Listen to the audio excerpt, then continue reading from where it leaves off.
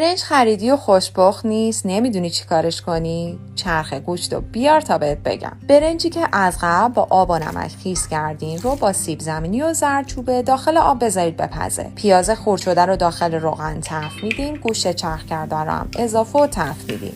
رو به گوجه، نمک و ادویه ها. بعد از 3 دقیقه ته استکان آب میریزین. وقتی آبش کشیده شد، گردو و زرشت رو هم اضافه میکنین. برنج و سیب زمینی که پخت تا وقتی که داغه داخل چرخ گوشت چرخش میکنیم. بعد که مواد خنک شد کمی با دست ورز میدیم. کمی از مواد برمیداریم، با دست گردش میکنیم، یه سوراخ ایجاد میکنیم.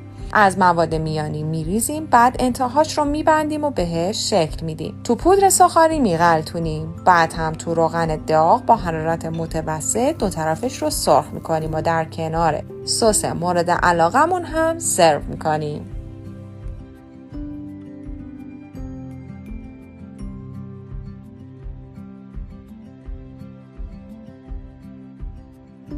این سری کب عربی رو به روش کوکمک درست کن.